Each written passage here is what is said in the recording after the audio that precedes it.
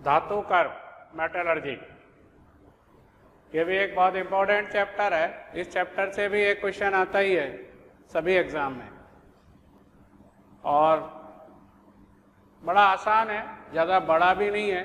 अगर ठीक से समझ लिया जाए तो इस चैप्टर का क्वेश्चन आसानी से बन जाता है। तो चैप्टर का नाम है धातु कर्म या मेटलर्जी। इसका एक नाम और भी दे रखा है किताबों में।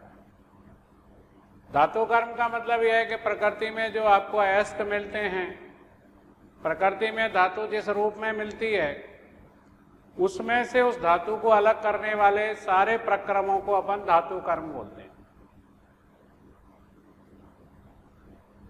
इसका एक नाम और दिया रहता है किताबों में, तत्वों को निष्कर्षित करने की प्रक्रम और सिद्धांत। इसको एक नाम और देते हैं इसी चैप्टर का नाम, तत्वों के निष्कर्षण के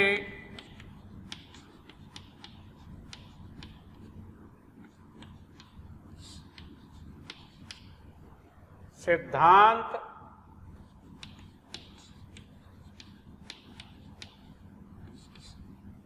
एवं प्रक्रम।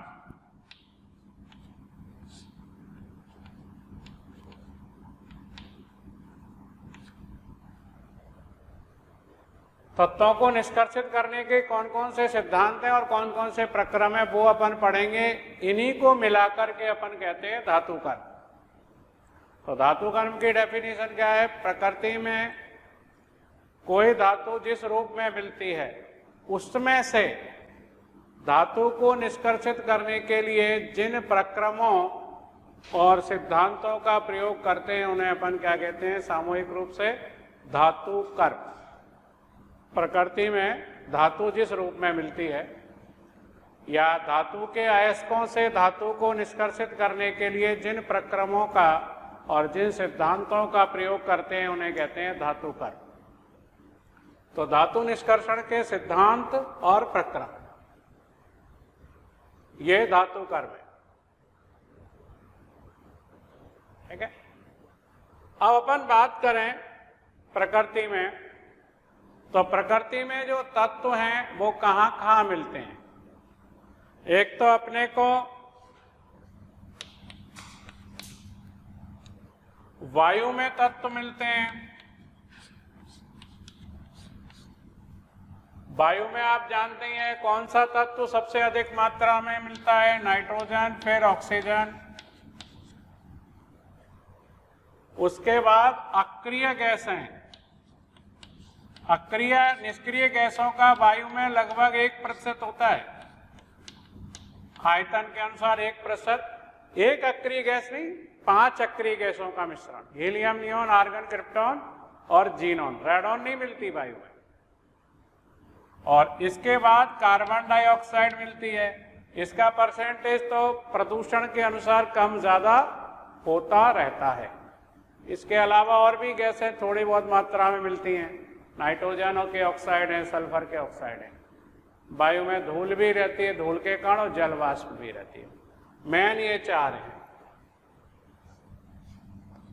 दूसरा, समुद्री जल।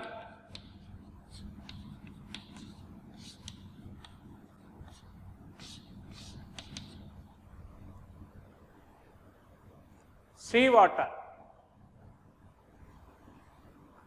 समुद्री जल में कौन कौन से तत्व मिलते हैं और उनमें से कौन अधिक मात्रा में मिलता है? समुद्री जल में कौन कौन से तत्व मिलते हैं और कौन अधिक मात्रा में मिलता है? क्लोरीन, क्योंकि क्लोराइड तो सभी लवणों में रहता ही है समुद्री जल में सामान्यतः। सोडियम, उसके बाद कैल्शियम, मैग्नीशियम, और भी रहते हैं आगे।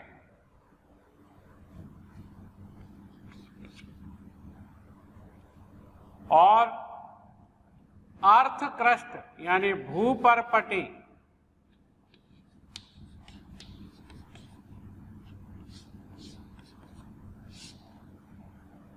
भूपर्पटी सामान्यतः सिलिकेटों की बनी होती है और कुछ फॉस्फेट भी रहते हैं, सिलिकेट, फॉस्फेट, नाइट्रेट, और उसके अलावा धातु आयन रहेंगे। अब सब में ऑक्सीजन तो सबसे अधिक मात्रा में है ही, फिर सिलिकॉन। धातुओं में कौन सी धातु अधिक मात्रा में पाई जाती है भूपर्पटी में? एल्यूमिनियम। और धातु में ऑक्सीजन। सी वाटर में जो तत्व है समुद्री जल में, वो सबसे ज्यादा मिलता है सोडियम, फिर मैग्नीशियम,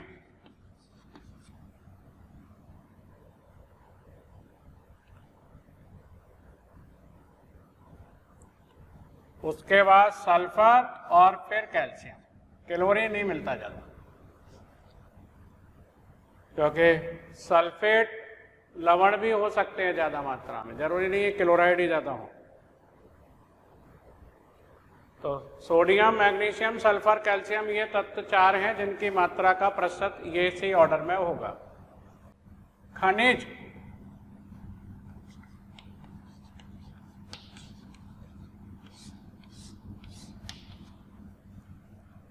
खनिज को अंग्रेजी में कहते हैं मिनरल्स।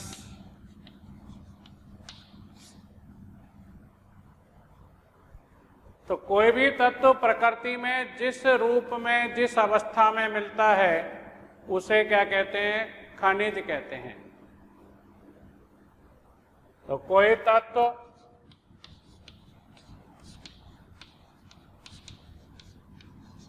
प्रकृति में जिस रूप में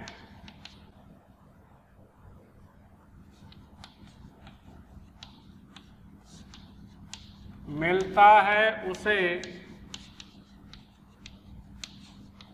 खनिज कहते हैं।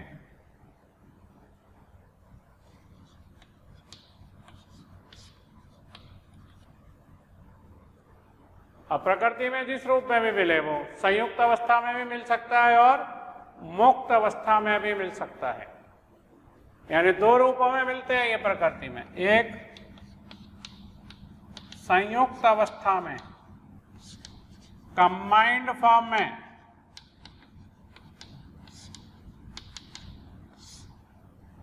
तो अधिकांशतः जो धातुएं होती हैं वो अधिक क्रियाशील होती हैं। धातुएं बहुत क्रियाशील होती हैं, इसलिए अधिकांश धातुएं प्रकृति में संयुक्त अवस्था में मिलती हैं। Chloride, oxide, sulphide, sulphate, carbonate, hydroxide, nitrate, इन खनिजों के रूप में मिलती है। फॉस्फेट तो संयुक्त अवस्था में मिलती है, क्योंकि अधिकांश धातुएं अधिक क्रियाशील है, इसलिए ये मुक्त अवस्था में नहीं रह पाती, संयुक्त अवस्था में अपने को प्रकृति में मिलती है। और दूसरी मुक्त अवस्था में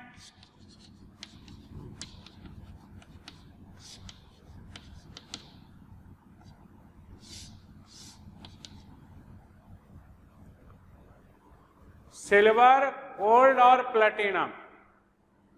सिल्वर, गोल्ड और प्लेटिनम ये बहुत कम क्रियाशील धातुएं, लगभग निष्क्रिय धातुएं, तो ये प्रकृति में मुक्त अवस्था में भी मिलती हैं। ये प्रकृति में मुक्त अवस्था में भी मिल जाती है, सिल्वर, गोल्ड और प्लेटिनम, क्योंकि ये बहुत ही कम क्रियाशील धातु हैं। कुछ मात्रा में बताते हैं कॉपर भी मुक्त अवस्था में मिलता है, और मुख्यतः ये 3 धातुएं ही प्रकृति में मुक्त अवस्था में पाई जाती हैं या मिलती हैं, क्रियाशील नहीं होने के कारण। पर ऐसा नहीं है कि ये मुक्त अवस्था में ही मिलती हैं, संयुक्त अवस्था में भी मिलती हैं। पर ये मुक्त अवस्था में मिलती है तो ऐसा नहीं है जैसा अपन सोना चांदी देखते हैं वैसा मिल जाती हो, उस तरह से नहीं मिलती। इनके साथ भी बहुत सारी अशुद्धियां लिपटी होती हैं, लगी होती हैं, तो उनमें से अलग करना पड़ता है इनको। तो इनसे भी धातु को तो निष्कर्षित करना ही पड़ता है। जिस रूप में आप देखते हैं, जैसे आभूषण यानी ज्वेलरी बनाने में सोने चांदी का प्रयोग करते हैं, वैसे ही नहीं मिलती हैं। इनसे बहुत सारी अशुद्धियां लगी होती हैं, लिपटी हुई होती हैं। तो अधिकांश धातुएं क्रियाशील होने से संयुक्त अवस्था में मिलती हैं, और ये 3 मुक्त अवस्था में भी मिलती है, संयुक्त अवस्था में भी मिल जाती है। सिल्वर तो संयुक्त अवस्था में भी पाई जाती है, इसके अयस्क हैं कई।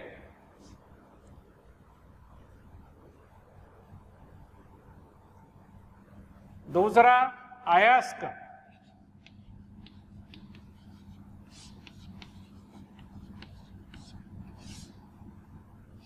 ओर्स।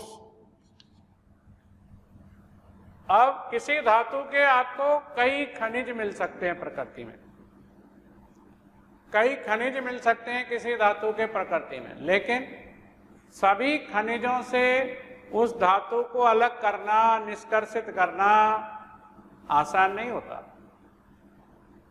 और कई बार चलो कर भी लें, कठिन है, कोई प्रॉब्लम नहीं है, कठिनाई से भी अपन निष्कर्षित कर लें, लेकिन कई बार खर्चा बहुत ज़्यादा हो जाएगा। यानी वो धातु अपन ने निकाली उस अयस्क से, खनिज से, खर्चा हो गया ज़्यादा और अंतर्राष्ट्रीय बाजार में वो मिल रही है सस्ती, तो फायदा क्या हुआ? घाटा ही हुआ ना। तो सभी जो खनिज हैं उनसे अपन धातु को निष्कर्षित नहीं करते, उन्हीं खनिजों से करते हैं जिनसे धातु को निष्कर्षित करना आसान हो और सस्ता हो, खर्चा कम आए, अंतर्राष्ट्रीय बाजार में कीमत से कम खर्चा करके अपन धातु को प्राप्त कर सकें। नहीं तो क्या फायदा, बाजार से खरीद लाएंगे, अंतर्राष्ट्रीय बाजार से खरीद लेंगे। जैसे सोना है, पहले अपने यहाँ कर्नाटक में सोना जो है कोलार की खदानों से निकाला जाता था, उसको निष्कर्षित किया जाता था, तो ये देखा गया कि उसके निष्कर्षण में जो खर्चा आता था उसकी तुलना में अंतर्राष्ट्रीय बाजार में सोना सस्ता मिल जाता था। तो धीरे धीरे वो कोलार की खदान से सोना निकालना बंद कर दिया, अब सारा सोना अंतर्राष्ट्रीय बाजार से खरीदते हैं। तो किसे कहेंगे अयस्क? जिन खनिजों से, खनिज ही है ये तो, लेकिन सारे नहीं है, जिन खनिजों से धातु को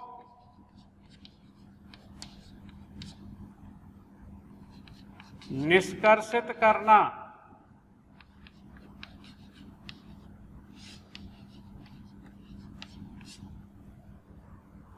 जिन खनिजों से धातु को निष्कर्षित करना सस्ता यानी कम खर्च वाला और आसान होता है, सरल होता है,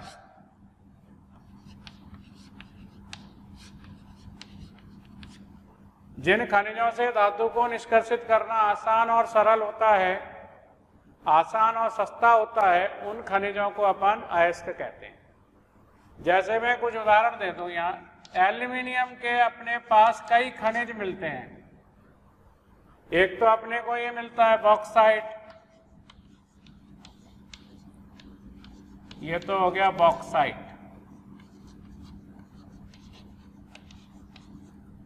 और दूसरा होता है बैरिल, ये बैरिल हो गया। इसको बैरिल को ऐसे भी लिख देते हैं Be3Al2Si6O18, ये बैरिल।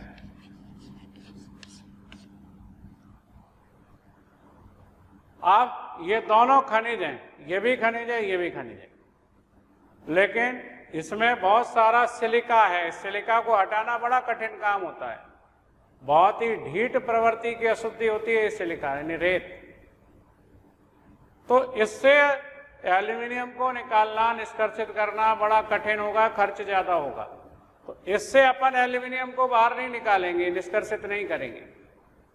तो ये खनिज तो है, अयस्क नहीं है। और ये इसमें सिलिका की अशुद्धि होगी भी तो बहुत कम होगी, तो इससे एल्यूमिनियम को निष्कर्षित करना आसान होगा। तो ये खनिज है और अयस्क भी है। तो किससे निष्कर्षित करेंगे एल्यूमिनियम को? इससे, इससे नहीं करेंगे। तो खनिज ये दोनों हैं, लेकिन अयस्क केवल ये है, ये नहीं है। तो कहने का मतलब है कि सभी खनिज अयस्क नहीं होते, लेकिन सभी अयस्क खनिज होते हैं। तो सभी खनिज हेलो स्टूडेंट, इतना प्यार देने के लिए हजारों स्टूडेंट हमारे वीडियो लेक्चर से लाभ उठा रहे हैं। हमारी डिस्क्रिप्शन में जो लिंक दी गई है उसको क्लिक करके आप अपना रजिस्ट्रेशन करा सकते हैं, और जिन स्टूडेंट को स्टडी मटेरियल और डाउट सॉल्विंग भी चाहिए तो वो उसी लिंक को क्लिक करके और प्रीमियम कोर्स के लिए अप्लाई कर सकते हैं। अयस्क नहीं होते हैं,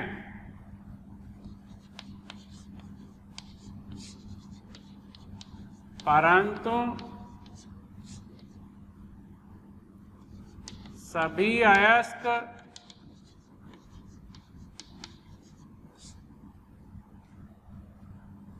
खनिज होते हैं।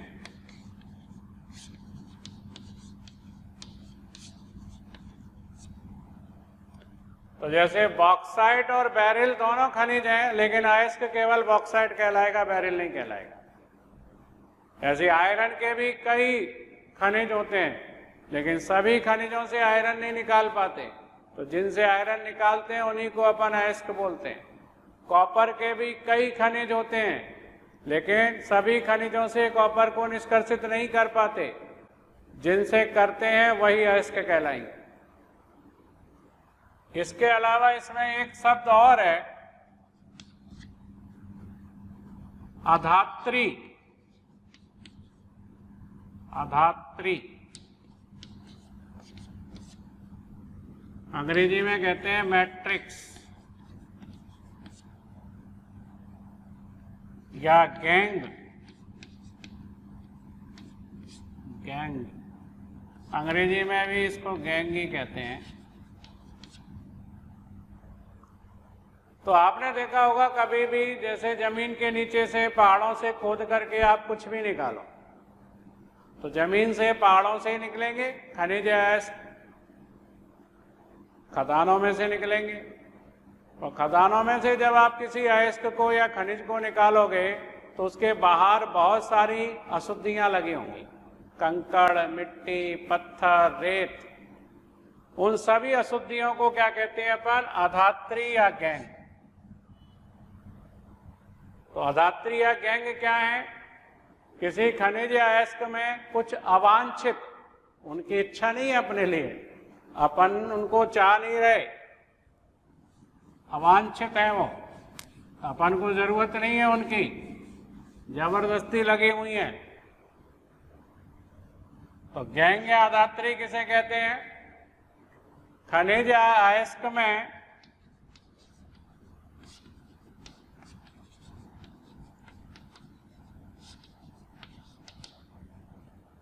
जो अवांछित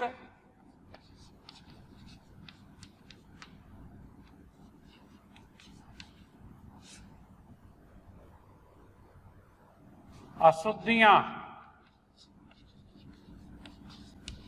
कौन सी होंगी? अवांछित अशुद्धियां रेत, कंकड़, मिट्टी, पत्थर और किसी दूसरे अयस्क के कण भी हो सकते हैं। रेत, कंकड़, मिट्टी, पत्थर तो हैं ही, दूसरे अयस्क के कण भी हो सकते हैं। ये सब अवांछित अशुद्धियां हैं। तो खनिज अयस्क में जो अवांछित अशुद्धियां होती हैं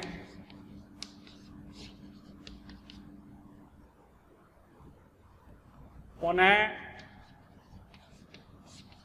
अधात्री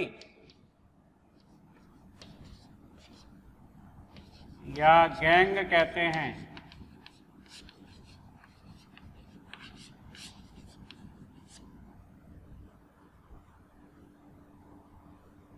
तो किसी भी अयस्क से या किसी भी खनिज से कैसे अपन धातु को निष्कर्षित करेंगे, तो इसके लिए जो प्रक्रम काम में लाए जाते हैं उन्हें अपन कहते हैं धातु कर्म। तो प्रकृति में तो अपन को जो धातु है वो मुक्त अवस्था में भी मिल जाएगी, संयुक्त अवस्था में भी मिल जाएगी। मुक्त अवस्था में भी जो मिलती है उसमें भी बहुत सारी अशुद्धियां लगी होती हैं, उन्हें हटाना पड़ेगा तब धातु मिलेगी। और संयुक्त अवस्था में है उसमें से भी सब अशुद्धियों को हटा के और अंत में अपने को धातु शुद्ध अवस्था में प्राप्त करनी पड़ेगी। तो धातु का निष्कर्षण करने के लिए कौन कौन से पदों का प्रयोग करते हैं, उनके नाम देखो पहले कौन कौन से। तो किसी धातु का निष्कर्षण करने के लिए निम्न पदों का अनुसरण करते हैं, निम्न पदों को प्रयोग में लाते हैं।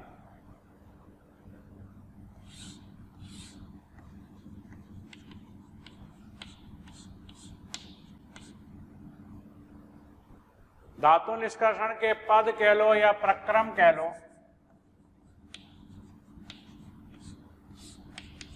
कौन कौन से प्रक्रम या पदों का प्रयोग करते हैं? सबसे पहले धातु को या अयस्क को, धातु नहीं अयस्क को, धातु तो अभी मिली ही नहीं है, अयस्क को कूटना और पीसना।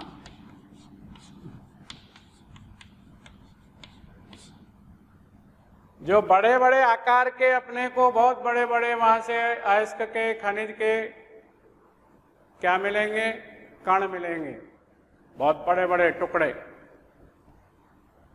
उनको पहले कूट लेंगे, पहले उनको क्रशर में डाल के क्रश कर लेंगे, तोड़ लेंगे छोटे छोटे कणों में, और फिर उनको ग्राइंडर में डाल करके ग्राइंड कर लेंगे, यानी पीस लेंगे।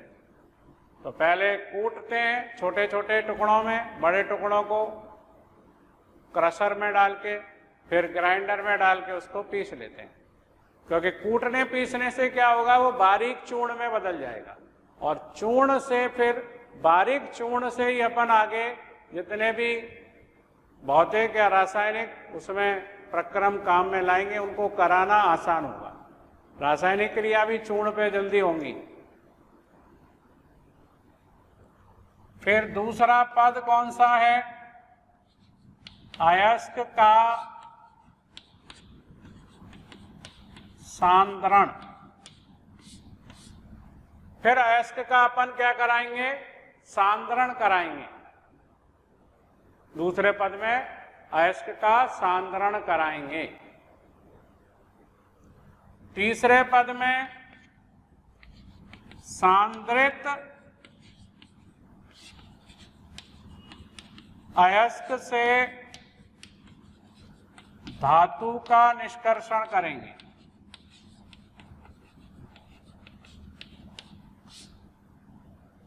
और चौथे पद में अशुद्ध धातु का, अपन को ये जो धातु मिलेगी ना, ये शुद्ध नहीं मिलेगी। अशुद्ध धातु का क्या कराएंगे? शुद्धिकरण या शोधन। तो ये चार पदों में अपने को धातु मिलेगी। अयस्क और खनिज में अंतर अपन ने देखा कि खनिज तो प्रकृति में मिलने वाले जो पदार्थ होते हैं किसी तत्व के, वो खनिज कहलाते हैं। खनिज में कुछ बाहरी और अवांछित अशुद्धियां लगी रहती हैं, जिन्हें अपन गैंग या अधात्री बोलते हैं। और जिन खनिजों से अयस्कों का निष्कर्षण करना आसान होता है, सस्ता होता है, उन खनिजों को अपन अयस्क कहते हैं। सभी खनिज अयस्क नहीं होते, लेकिन सभी अयस्क खनिज होते हैं। फिर किसी धातु का निष्कर्षण अपन कैसे करेंगे? इसके लिए चार पदों का अनुसरण करते हैं, चार प्रक्रमों को प्रयोग में लाते हैं। पहला, अयस्क को कूटना पीसना, फिर अयस्क का सांद्रण, फिर सांद्रित अयस्क से धातु का निष्कर्षण, और अशुद्ध धातु से शुद्ध धातु प्राप्त करना। ये चार पदों का अनुसरण करते हैं। इनको पढ़ने से पहले कुछ अयस्कों के नाम और उनके फॉर्मूले अगर ये याद कर लें तो अपने को काम आएंगे। वैसे जब बीच बीच में उदाहरण आएंगे तब इनमें से ज़्यादातर आपको याद भी हो जाएंगे, पर एक साथ अपन लिख लेते हैं। तो अयस्क,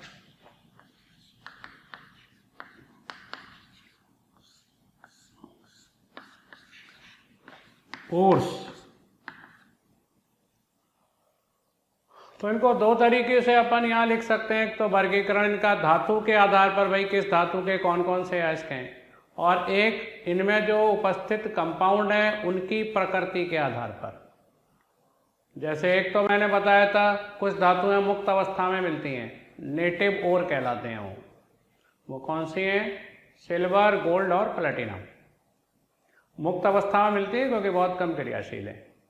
इसके अलावा अधिकांश धातुएं संयुक्त अवस्था में मिलती हैं, तो इनको भी दो भागों में बांट देते हैं, एक तो ऑक्सीजन युक्त खनिज या अयस्क और एक ऑक्सीजन मुक्त।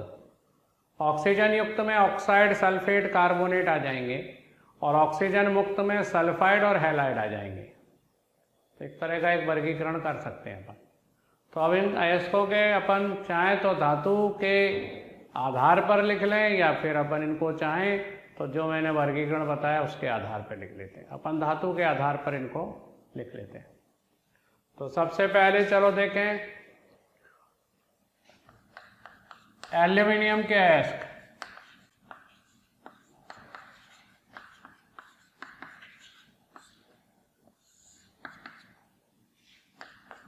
सबसे जो फेमस अयस्क है एल्यूमिनियम का वो है बॉक्साइट।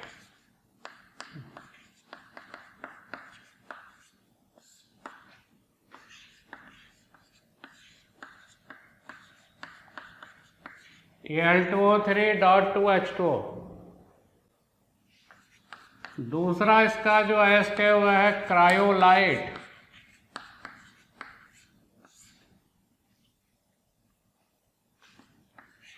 Na3Al(F6)। तीसरा जो अयस्क है इसका वो है बैरिल।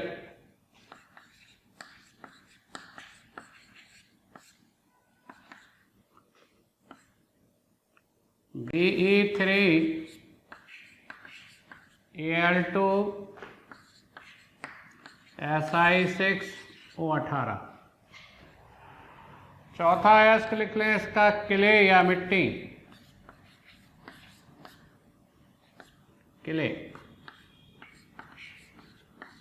Al2O3.2SiO2.2H2O। अब जैसे अपन ने वो वर्गीकरण पढ़ा तो ये ऑक्साइड अयस्क हो गया, ये हैलाइड हो गया, ये सिलिकेट हो गया, सिलिकेट अयस्क, और ये हो गया आपका सिलिकेट। ये दोनों सिलिकेट, ये हैलाइड, ये ऑक्साइड। दूसरी धातु जिसके अयस्क अपन देखेंगे आयरन, Fe के अयस्क।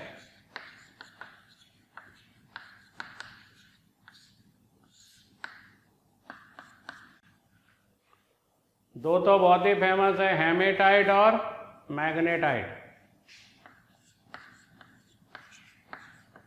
Haematite Fe2O3,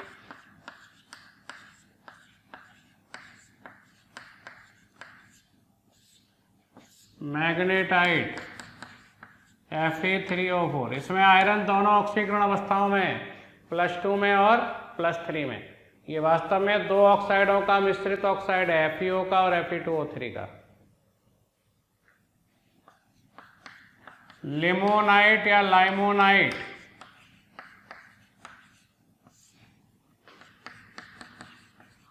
Fe2O3.3H2O।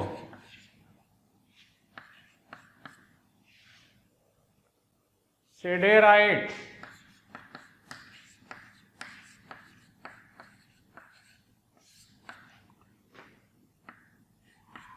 FeCO3। और आयरन पायराइट,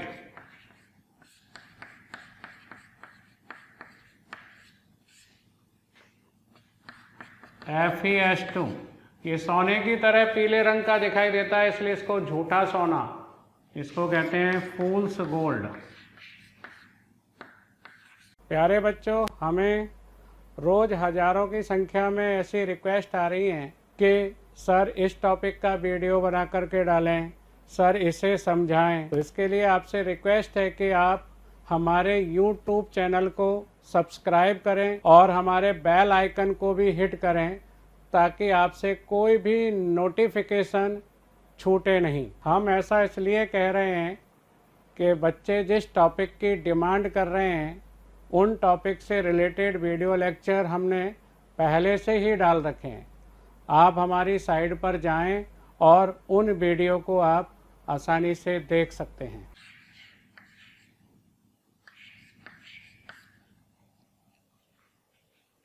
तो ये आयरन के कुछ इंपॉर्टेंट टेस्ट हैं। इसके बाद कॉपर के अयस्क।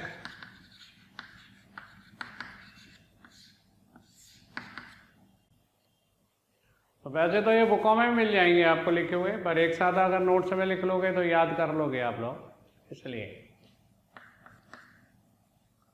कॉपर के अयस्क देखो, कॉपर पायराइट,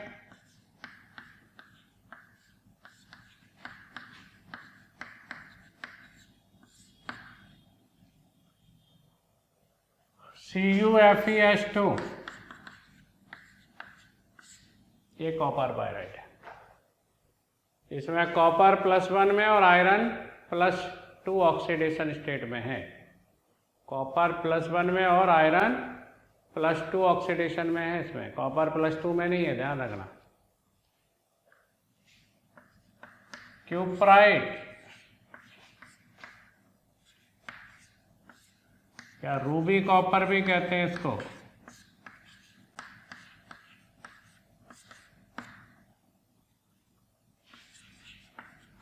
Cu2O, क्यूप्राइट या रूबी कॉपर। और देखो,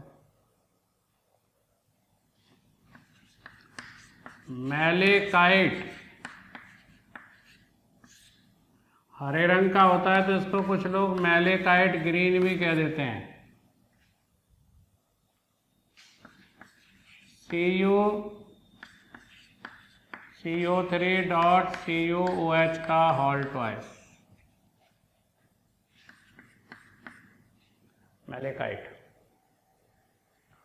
एज्यूराइट,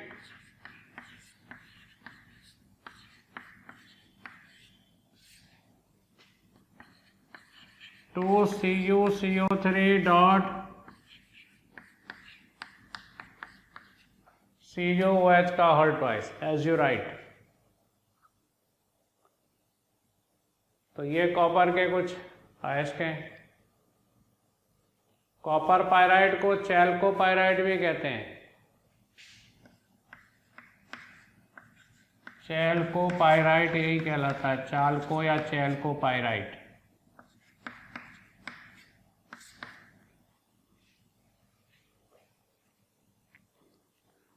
तो ये एल्यूमिनियम के, आयरन के, कॉपर के अयस्क हो गए। और देखो आगे,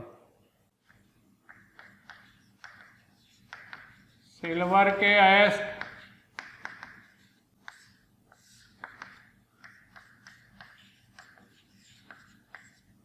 Ag2S, अर्जेंटाइट या silver glance, argentite.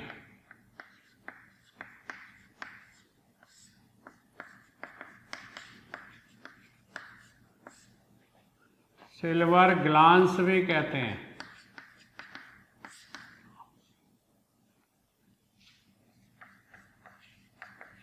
AgCl, horn silver,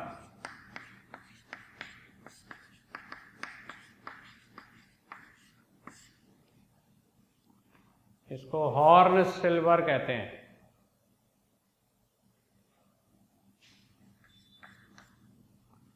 next देखो, जिंक के अयस्क,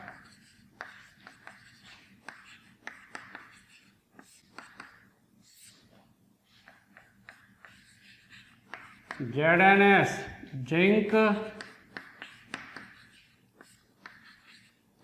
ब्लेंड,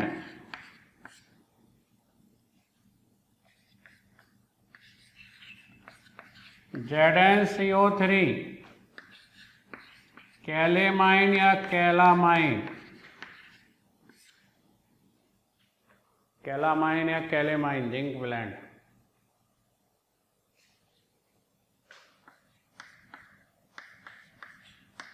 लेड के अयस्क,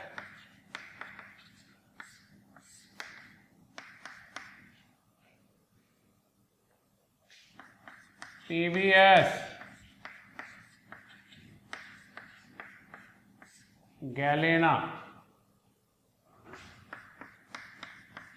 PbCO3 सेरूसाइट,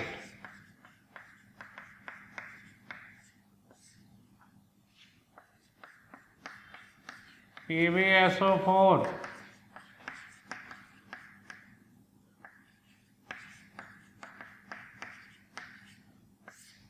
एंग्लेसाइट। तो ये कुछ लेड के खनिज हैं, अयस्क हैं।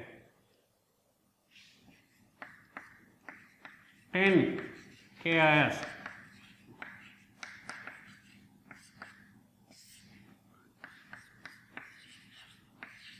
SnO2,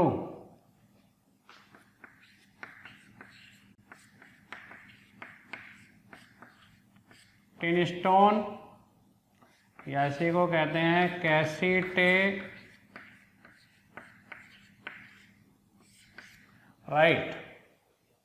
टिनस्टोन या कैसिटेराइट। कुछ और देख लो धातुओं के अयस्क। चलो अब मैं धातु का एडिंग नहीं डालूंगा, डायरेक्ट लिख देता हूँ। HgS, ये मरकरी का सल्फाइड अयस्क है, इसको सिनेबार कहते हैं।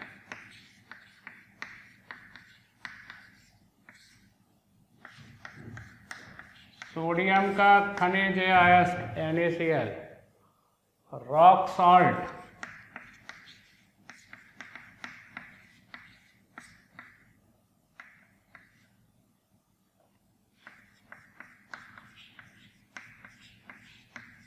NaNO3, Chile salt Peter,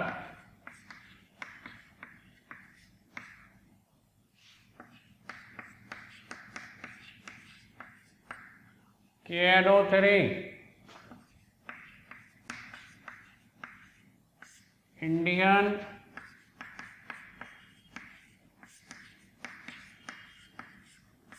salt Peter,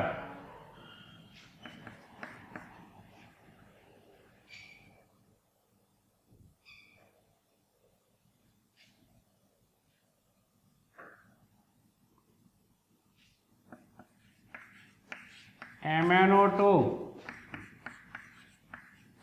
पायरोलुसाइड,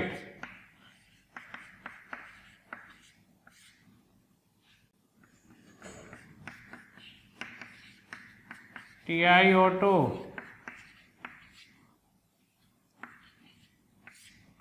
रोटाइल,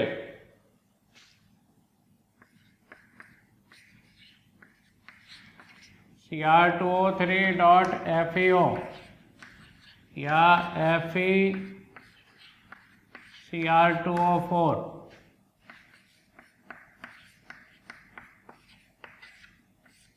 chromite या क्रोम आयरन,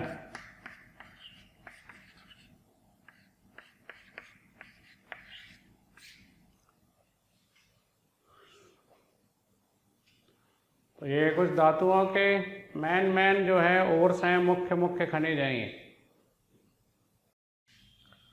अब इन खनिज और इन अयस्कों से धातु को कैसे निष्कर्षित करेंगे, इसके लिए 4 प्रक्रमों का या 4 पदों का प्रयोग करते हैं। पहला, धातु को अयस्क को कूटना एवं पीसना। तो अयस्क को क्या करते हैं, पहले क्रशर होते हैं, बड़े बड़े मशीन एक तरह की, उन क्रशर में डाल के बड़े बड़े टुकड़ों को छोटे छोटे टुकड़ों में तोड़ लेते हैं, कूटना हो गया वो। और फिर स्टॉम्प मिल और बॉल मिल होती हैं, उन मिल में डाल करके, वो भी मशीन है बड़ी बड़ी, उनमें डाल करके छोटे छोटे टुकड़ों को बारीक या बिल्कुल पाउडर के रूप में बारीक पीस लेते हैं। क्यों? क्योंकि पाउडर का आगे जो अपन प्रोसेस कराएंगे वो कराना आसान होगा। तो सबसे पहले अयस्क का कूटना एवं पीसना, पहला पद। दूसरा पद है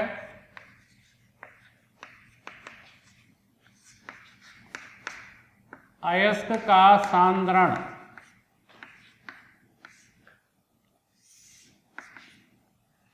कंसंट्रेशन ऑफ ओर।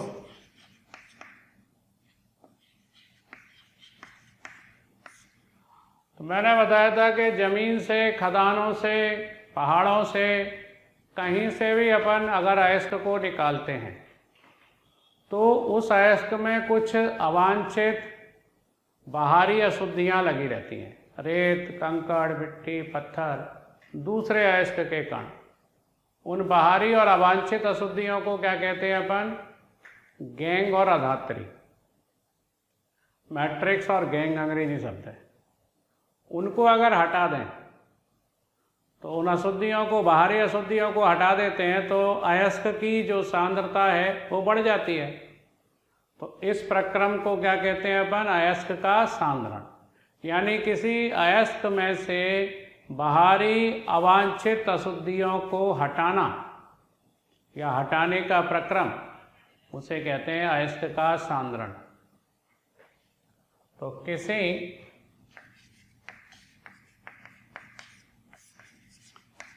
अयस्क में से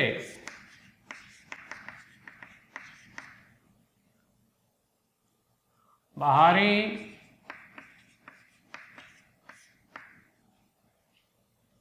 अवांछित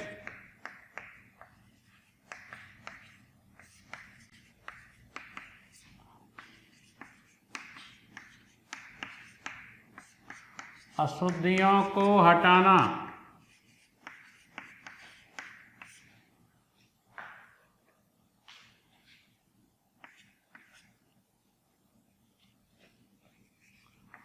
अयस्क का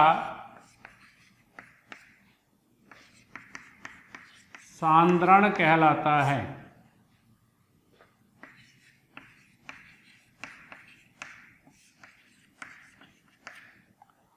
अब अयस्क का जो सांद्रण है उसको करने के लिए कोई एक विधि, कोई एक प्रक्रम नहीं है।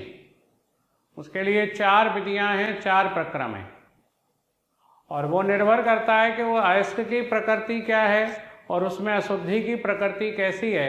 उसके आधार पर कौन सा प्रक्रम अपन उपयोग में लाएंगे वो निर्भर करेगा। अच्छा, इनको भी 2 भागों में बांट लेते हैं अपन। एक भौतिक विधियां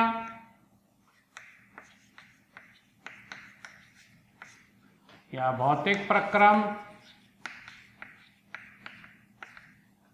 कौन कौन सी हैं भौतिक विधियां? गुरुत्वीय या घनत्वीय पृथक्करण विधि, गुरुत्वीय या घनत्वीय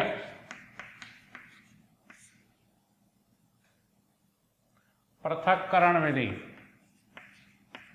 पहली भौतिक विधि यह है।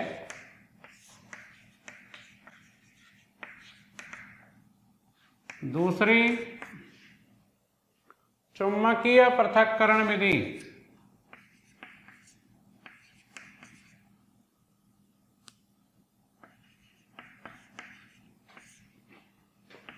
अगर आपको हमारे वीडियो पसंद आए तो उन्हें लाइक और शेयर ज़रूर करें ताकि वे ज़्यादा से ज़्यादा ज़रूरतमंद बच्चों तक या स्टूडेंट तक पहुंच सकें।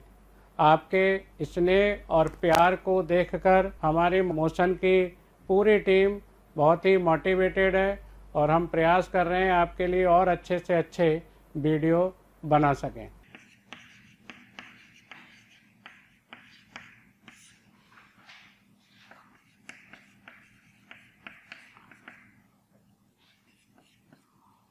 और तीसरी है झाग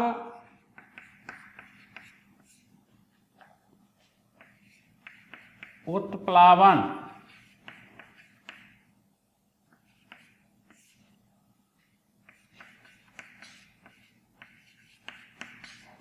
विधि। तो ये 3 भौतिक विधियां हैं। कौन सी विधि कौन से अयस्क के लिए प्रयोग में लाएंगे उसकी प्रकृति पर और उसके अयस्क की प्रकृति पर और अशुद्धि की प्रकृति पर निर्भर करेगा। और रासायनिक विधि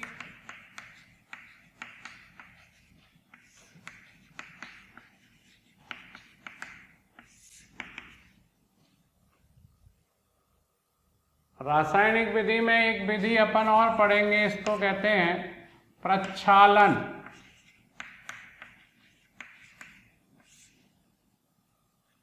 तो सभी रासायनिक विधि प्रक्षालन नहीं कहलाएंगी। प्रक्षालन को अंग्रेजी में लीचिंग कहते हैं, कई बार हिंदी में भी इसको लीचिंग लिख देते हैं।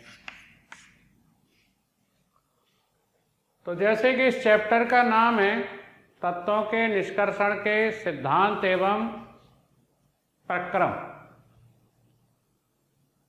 है ना, तत्वों का निष्कर्षण का सिद्धांत और प्रक्रम। तो जो भी अपन पढ़ेंगे उसका सिद्धांत देखेंगे पहले, फिर प्रक्रम को समझेंगे और उदाहरण कि भाई कौन से अयस्क के लिए और कौन सी धातु के लिए कौन सा प्रक्रम, कौन सी प्रोसेस, कौन सी विधि प्रयोग में लाएंगे।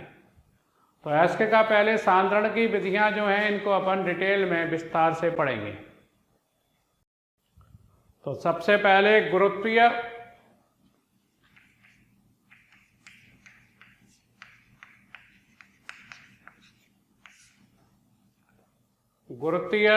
या घनत्वीय पृथक्करण विधि।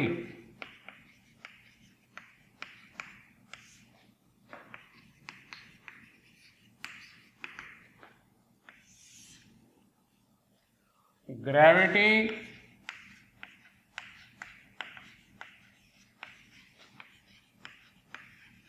सेपरेशन।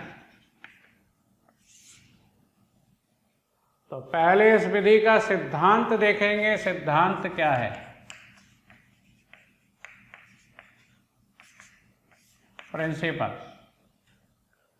यह विधि उन अयस्कों के लिए प्रयोग में लाई जाती है जिनमें अयस्क और अशुद्धि के घनत्व में बहुत अधिक अंतर होता है, यानी एक बहुत भारी होता है और दूसरा बहुत हल्का होता है। एक का घनत्व बहुत ज़्यादा होता है, दूसरे का घनत्व बहुत कम होता है। तो यह विधि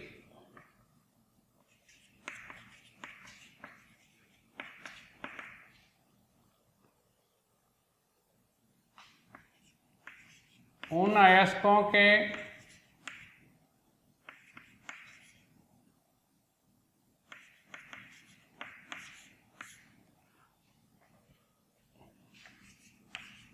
सांद्रण के लिए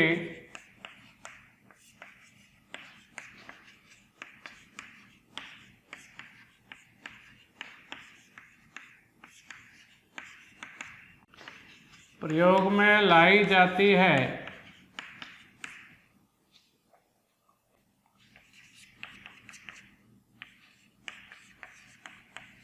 जिनमें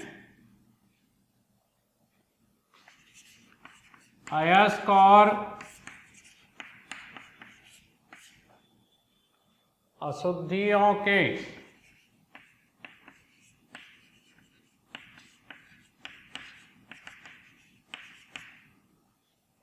घनत्व में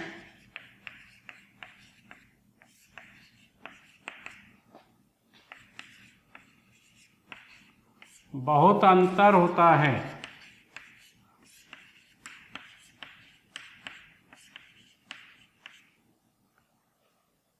तो जैसे अगर अपन देखें इसमें, तो P और D खंड की जो धातुएं होती हैं उनके परमाणु भार बहुत अधिक होते हैं और उनके अयस्क बहुत भारी होते हैं, उनका घनत्व अधिक होता है। तो ये जो विधि है वो P और D खंड की धातुओं के सांद्रण के लिए प्रयोग में लाते हैं।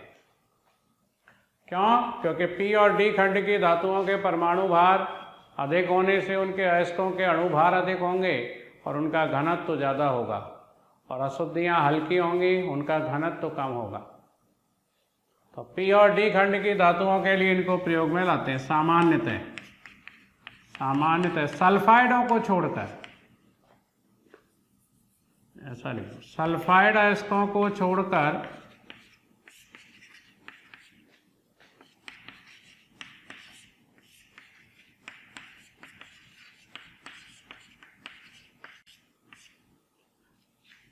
D और P खंड की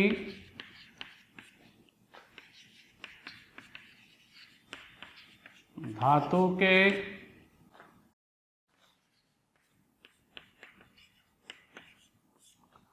अयस्कों के लिए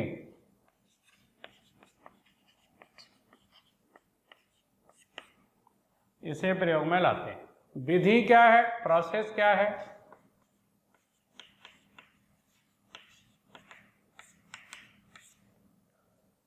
इस विधि में क्या करते हैं, बारीक पिसे हुए अयस्क को किसी बर्तन या किसी टैंक में लेकर के और जल की तेज धारा, जल की तीव्र धारा प्रवाहित करते हैं, जिससे अशुद्धियों के हल्के कण जल के साथ बहकर दूर चले जाते हैं क्योंकि उनका घनत्व कम है, और भारी अयस्क के कण उस बर्तन में, उस टैंक में नीचे बैठ जाते हैं, जहाँ से उनको अपन अलग कर लेते हैं।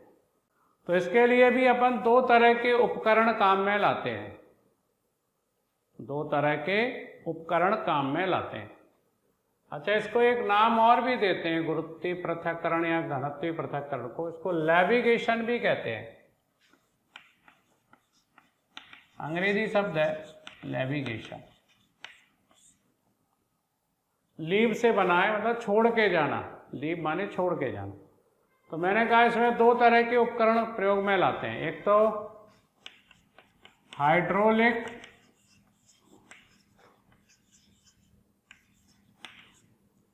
कन्वर्टर,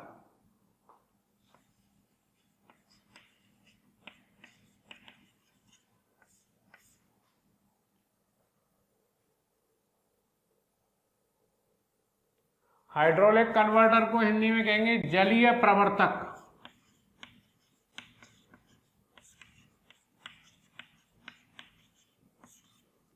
फिगर देखो कैसा होता है, इसमें दो टैंक होते हैं, एक नीचे वाला टैंक और एक ऊपर वाला टैंक।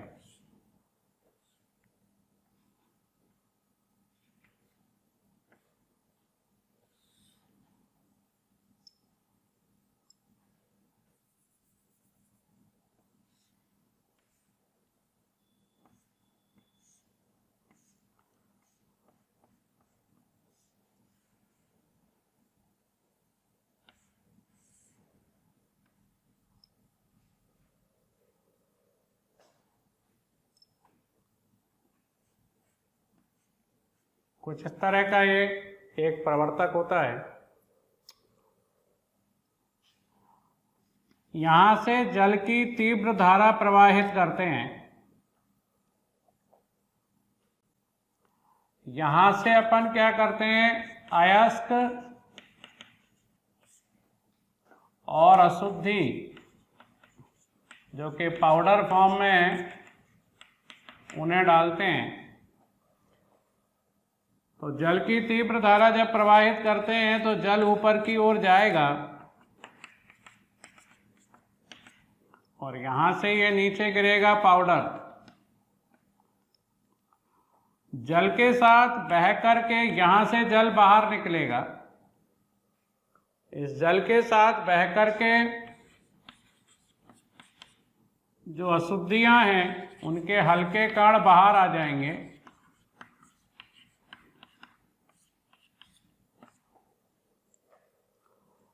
और जो अयस्क हैं उनके भारी कण इसकी तली में नीचे बैठ जाएंगे। तो ये हाइड्रोलिक जो है कन्वर्टर कहलाता है। इसके द्वारा दोनों को अपन अलग कर लेते हैं। और एक उपकरण और प्रयोग में लाते हैं जिन्हें कहते हैं विलफली टेबल।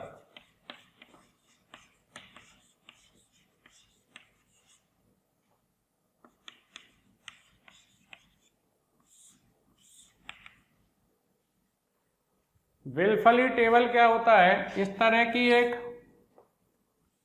ढलान वाली सतह वाली टेबल होती है, जिसकी सतह ढलान वाली रहती है। ये टेबल होती है इस तरह की। यहां पर भी लकड़ी के कुछ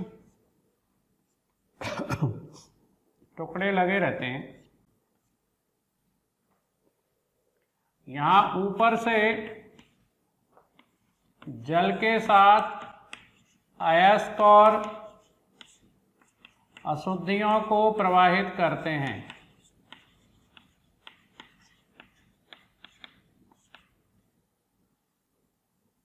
तो जो अयस्क के भारी कण हैं वो इन गड्ढों में, इन होल्स में फंस जाते हैं, और जो अशुद्धियां हैं वो जल के साथ बह करके और नीचे आ जाती हैं।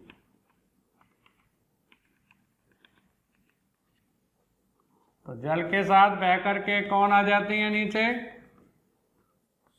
अशुद्धियां। जल और इनके साथ कौन आ जाएंगी नीचे बह करके? अशुद्धियां। इनको नीचे इकट्ठा कर लेंगे। यहां कौन फंस जाएंगे? ये अयस्क के भारी कण। तो ये दो उपकरण काम में लाते हैं। वही दोनों का एक ही प्रक्रम है। जल की तीव्र धारा प्रवाहित करते हैं पाउडर पर, अयस्क के भारी कण नीचे बैठ जाते हैं, जैसे यहाँ नीचे बैठ गए, यहाँ गड्ढों में बैठ गए, होल्स में बैठ गए, और अशुद्धियों के हल्के कण जो है वो बह करके और दूर पानी के साथ चले जाते हैं।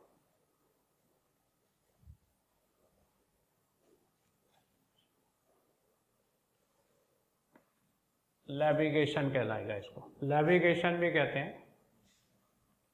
गुरुत्व या घनत्व पृथक्करण, ग्रेविटी सेपरेशन या लेविगेशन। बच्चों, जो आप लेक्चर देख रहे हैं, पूरा टॉपिक पढ़ना चाहते हैं, या हम जो यहाँ पर पढ़ाते हैं वो आप पढ़ना चाहते हैं, तो आप हमें 18002121 799 पर कॉल कर सकते हैं।